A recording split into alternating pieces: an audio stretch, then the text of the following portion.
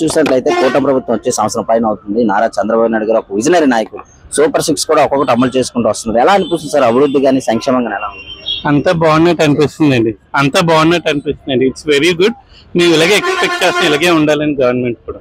Sir ఇప్పుడు మొన్న చూసినట్లయితే నందిగామలోని గణపతి మండపం ద్వారా వైసీపీ నాయకులు చికెన్ బిర్యానీతోనే అన్నదానం చేశారు. ఇది ఎంతవరకు కరెక్ట్ అంటారు సార్? తెలుగు మతాలను కించపరిచినట్టు అంతేనండి, కించపరిచినట్టేనండి. It's not at all correct అయితే కాదండి అది. ఎందుకు సార్ అంత అలాగా పెద్ద ఇంకా అలాగా టార్గెట్ చేస్తారండి వాళ్ళు. వినకపోవడం వల్ల అలా టార్గెట్ చేస్తారు. ఇంకా అలాగే చేస్తుంటుంది రిమైనింగ్ 4 years. సో దానివల్ల మనం ఆగకుండా అలాగే కంటిన్యూ చేయాలి, మంచి పథకాలను ప్రజలకు అందజేయాలని కోరుకుంటున్నాను. సార్ ఇప్పుడు లోకేష్ గారు ఉన్నారు ఐటీ మినిస్టర్ గా. అతను కంపెనీలు తేడంలో కానీ అభివృద్ధి చేయడంలో కానీ పెట్టుబడిదారులు అన్ని వస్తున్నాయి. ఎలా అనిపిస్తుంది ఇంకా రాబోయే 4 సంవత్సరాలు ఎట్లా ఉండబోతుంది? చాలా బాగుందని అనిపిస్తుంది. మనకి ఇది మైక్రోసాఫ్ట్ వాళ్ళది కూడా వస్తుంది వైజాగ్ కి. అది చాలా గుడ్ థింగ్. నా పిల్లలకి వాళ్ళకి మంచి భవిష్యత్తు ఉంటుంది. మెట్రో కూడా వైజాగ్ కి శాంక్షన్ అయింది. ఎలా అనిపిస్తుంది సార్? ఇంకా ఎలాంటి అభివృద్ధి? ఇది చాలా బాగుందండి. కాకపోతే ఎయిర్పోర్ట్ ఒక్కటే చాలా దూరం అయిపోతుంది బాధ. దానికి కూడా మనకి లైక్ ఇది పడితే బాగుంటుందని అనుకుంటున్నామండి. సార్ ఇప్పుడు జగన్మోహన్ రెడ్డి మళ్ళీ నేనే వచ్చేస్తాను, రప్రాపులు ఆడిస్తాను, సినిమా చూపిస్తాను అనుకున్నాడు. అది అవదని అనిపిస్తుంది అండి. చంద్రబాబు గారి మీద పూర్తి నమ్మకం ఉందండి, 100% ఉందండి. పవన్ కళ్యాణ్ గారి మీద కూడా ఉందండి. వినాయకుడు పందిల దగ్గర జగన్మోహన్ రెడ్డి కార్యకర్తలు చికెన్ తో భోజనాలు పెడుతున్నారు. అది ఎంతవరకు కరెక్ట్? అలా పెట్టకూడదు, అది తప్పదు. దాన్ని ప్రజలు ఏ విధంగా తీసుకుంటారు అనుకుంటారు? అది తిట్టుకుంటారు. మరి దేవుడు బతికి అలా చేయొచ్చండి.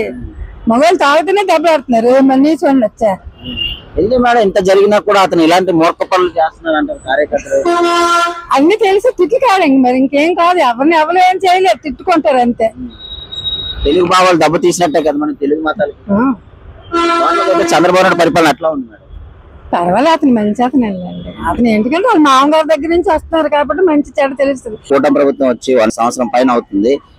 కూటమి ప్రభుత్వం చేసిన అభివృద్ధి కార్యక్రమాలు కానీ సంక్షేమ పథకాలు కానీ ఎట్లా ఉన్నాయి సార్? ప్రత్యేకంగా లేడీస్ కి ఫ్రీ బస్ పెట్టడం వల్ల ఎలా అవుతుంది? ఈ లేడీస్ కి యాక్సెప్ట్ చేసినందువల్ల అంత బాగా ఉన్నది. టోటల్ గా ఎట్లా ఉంది సార్ కూటమి ప్రభుత్వం పరిపాలన కానీ అభివృద్ధి కానీ? ప్రెజెంట్ బాగానే ఉన్నది.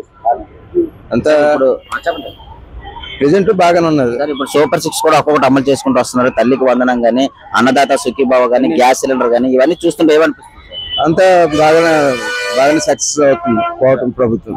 నేను చూసినట్లయితే నందిగామలోని వినాయకుడు మండపం ద్వారా వైసీపీ నాయకులు చికెన్ బిర్యానీలతోనే అన్నదానం పని చేశారు. అది ఎంతవరకు కరెక్ట్ అంటారు? అది రాంగ్. అది కరెక్ట్ కాదు. భగవంతుడిని అవమానించినట్టు. అది కరెక్ట్ కాదు. నాన్ వెజ్ అది పెట్టడం అది కరెక్ట్ కాదు. అది అంటే దేవుడి వినాయక నిమజ్జనం లాగే ఉండాలి. కానీ నాన్ వెజ్ అది దేవుడికి మనకి తేడా ఏముంది?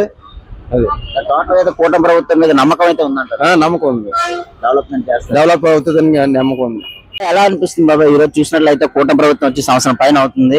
అభివృద్ధి కార్యక్రమాలు కానీ రోడ్స్ కానీ ఎట్లా ఉన్నాయంటారు? పర్లేదు, ప్రస్తుతానికి మాత్రం బాగున్నాయి.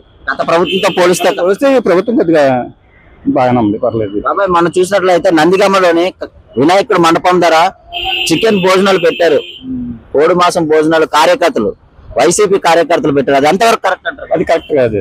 అది భగవంతుడిని కించపరిచినట్టు. అది కరెక్ట్ కాదు. అంటే ఎందుకు ఇంత జరిగినా ఇలా ఓడిపోయి 11 స్థానాలు సీట్లు వచ్చినా ఎందుకు జగన్మోహన్ రెడ్డి పొగ తగ్గలేదు? అది కరెక్ట్ కాదు. మరి అది మాది చేసింది చాలా పొరపాటు. అది ఎవరైనా నిజాన్ని నేను అది మాత్రం దేవుడిని కించపరిచినట్టు.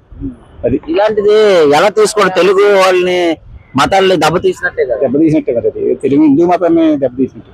కరెక్ట్ కాదు. కరెక్ట్ కాదంట. కరెక్ట్ కాదు. అది ఎలా ఉంది సార్ టోటల్ గా చూస్తే చంద్రబాబు నాయుడు పరిపాలన కానీ అభివృద్ధి కానీ ఎలా ఉన్నాయండి? బాగానే ఉంది, ప్రస్తుతానికి బాగానే ఉంది. ఇప్పుడు సూపర్ 6 అనేది కూడా ఒక్కొక్కటి అమలు చేస్తున్నారు. తల్లికి వందనం కానీ, ఇప్పుడు ఆడవాళ్ళు బస్ ఫ్రీ కానీ ఎలా అనిపిస్తుంది? చేస్తున్నది కరెక్ట్ చేస్తుంది. మన ఇంట్లో మెయింటైన్ చేసుకున్నప్పుడన్నా మనం కుటుంబాన్ని ఎలా పోయి అందం రాష్ట్రాన్ని కొద్దిగా లేట్ అవుతుంది, కొన్ని అవుతుంది.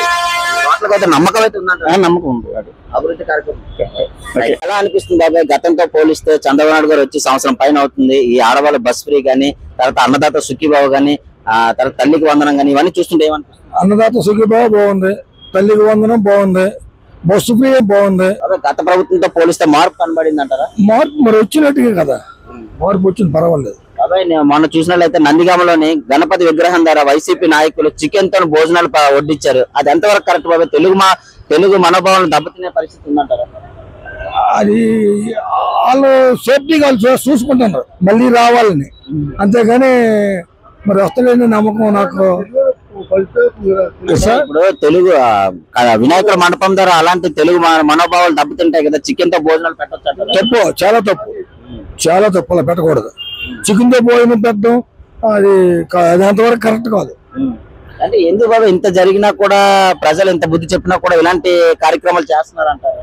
చేస్తారంటే మరి రకరకాల మనుషులు ఉంటారు, పక్కన చెప్పిన వాళ్ళు బట్టి ఉంటది అంతే.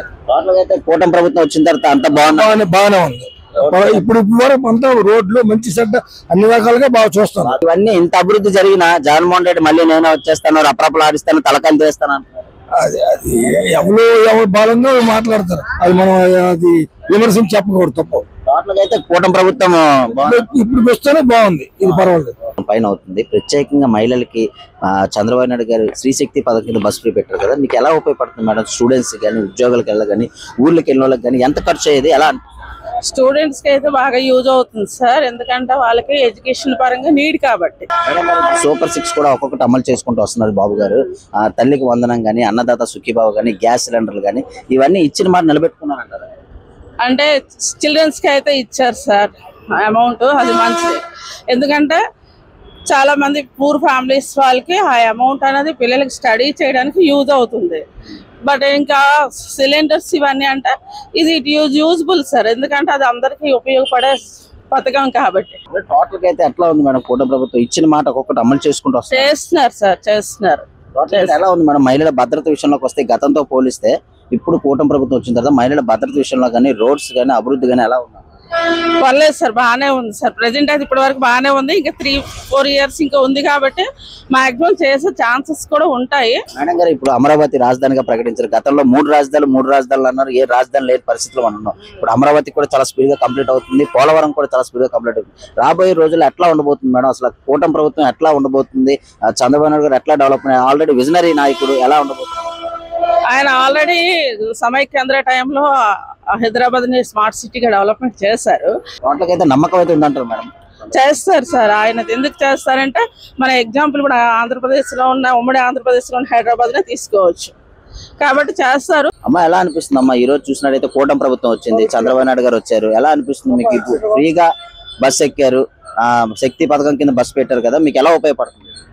అంటే మేము స్టూడెంట్స్ కాబట్టి మా తరపున ఏంటంటే మేము వేరే ఊరు నుంచి వస్తున్నాం కాబట్టి మాకు ఇది చాలా ఉపయోగపడుతుంది చెప్పాలంటే. అంటే ఎక్కువ మాకు హాస్టల్లో ఉంటున్నాం కాబట్టి మాకు అంటే అదర్ ఖర్చులు ఎక్కువ ఉంటాయి. ఒక రకంగా చెప్పాలంటే ఇలా ట్రావెలింగ్ ఖర్చు మాకైతే సేవ్ అవుతుంది. మేమైతే మాకు ఉపయోగపడుతుంది. సో మేము ఎప్పుడు చాలా ఫర్గానే ఉంటున్నాము ఈ పథకం విషయంలో. సో ఫేవరే జరిగింది మాకైతే. ఇప్పుడు లోకేష్ గారు ఉన్నారు, ఐటీ మినిస్టర్ గా ఉన్నారు, ప్రతి కంపెనీలు తీసుకొని వస్తున్నారు. మనం చూసినట్లయితే మెగా డిఎస్సి కూడా అయిపోయి, ఎగ్జామ్స్ అయిపోయి తర్వాత రివ్యూ కూడా వచ్చేసింది. ఎలా అనిపిస్తుంది అమ్మా? ఇంకా భవిష్యత్తులోని ఉద్యోగాల కంపెనీలు అవన్నీ వస్తున్నాయి కదా, ఎలా అనిపిస్తుంది?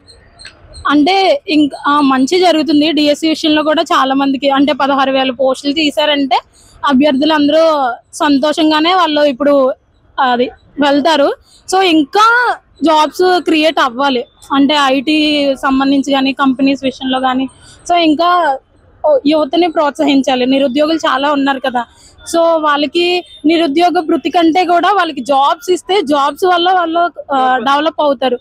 సో గతంతో పోలిస్తే మార్పు కనబడింది. మార్పు అయితే ఉందండి, మార్పు అయితే బాగానే వచ్చింది. గతంలో కంపెనీలు ఏమైనా వచ్చాయమ్మా? గతంలో అయితే ఏం లేవు చెప్పాలంటే. సో ఈయన వల్ల బాగానే వచ్చినాయి. చంద్రబాబు మీద నమ్మకం అయితే ఉందంట? నమ్మకం అయితే ఉంది, అంటే మంచి జరుగుతుంది అని అయితే నమ్మకం ఉంది. మన అమరావతి రాజధానిగా ప్రకటించారు. గతంలో 3 రాజధానులు అన్నారు కదా, ఏ రాజధాని లేదు. ఇప్పుడు మన క్యాపిటల్ రాబోతుంది కదా, మీకు ఎలా అనిపిస్తుంది? క్యాపిటల్ వస్తే డెఫినెట్ గా డెవలప్మెంట్ బాగుంటది. ఇంకా మనకి ఏంటంటే అవకాశాలు బాగుంటాయి. అంటే యువతకైనా ఇంకా క్యాపిటల్ అనేది చాలా ఇంపార్టెంట్ కదా మనకి. ప్రెసెంట్ క్యాపిటల్ లేకపోవడం వల్ల ఒకటి ఏంటంటే వేరే కంపెనీస్ రావాలన్నా, వేరే అదర్ కంట్రీస్ నుంచి రావాలన్నా, వాళ్ళు మనకి అవకాశాలు ఇవ్వాలన్నా మనకి క్యాపిటల్ అనేది ఇంపార్టెంట్. సో ఆయన ఏదైతే కొత్తగా చేయాలి, అక్కడ డెవలప్ చేయాలని ఆయన స్టార్ట్ చేస్తున్నారు కాబట్టి సో అది మంచిగా అవుతుంది. రాష్ట్ర ప్రజలకైతే ఉపయోగపడుతుందని నేనైతే చంద్రబాబు మీద అయితే నమ్మకం ఉంది. నమ్మకం అయితే ఉందండి. ఐటీ గానీ లేకపోతే ఇప్పుడు విశాఖపట్నం మెట్రో కూడా వస్తుంది, ఎలా ఉండబోతుంది ఉపాధి పిల్లలకి? మెట్రో అవుతుంది. ఇంకా ఏంటంటే మామూలుగా మనకి ఆంధ్రప్రదేశ్ లో ఏంటంటే విశాఖపట్నం మెయిన్ కేంద్ర బిందువుగా ఉంటుంది బిజినెస్ పరంగా గానీ అవకాశాల పరంగా గానీ. సో దీన్ని కూడా చాలా డెవలప్ చేస్తున్నారు మెట్రో తీసుకురావడం గానీ. ఇంకా ఏంటంటే జాబ్స్ ఇంకా క్రియేట్ అవ్వాలి, ఇంకా వేరే కంపెనీస్ తీసుకురావడం గానీ ఆయన తెస్తారని మాకైతే నమ్మకం ఉంది. సో ఆయన కూడా బాగానే పిల్లల విషయంలో కానీ బాగానే చూస్తారు. మహిళలకి ఇంత ప్రత్యేకంగా బస్ ఫ్రీ పెట్టారు కదా, చంద్రబాబు నాయుడు గారికి ఏం చెప్పాలనుకో? అంటే ఒక బాధ్యతగా తీసుకున్నారని చెప్పారు మొన్న మినిస్టర్ గారు మాట్లాడుతూ. ఇది మేము ఖర్చుతో కూడిందని అయితే మేము అనుకోవట్లేదు, బాధ్యతగా మేము చేస్తున్నామని అన్నారు. సో అక్కడ మాకైతే స్టూడెంట్స్ పరంగా బాగుంది.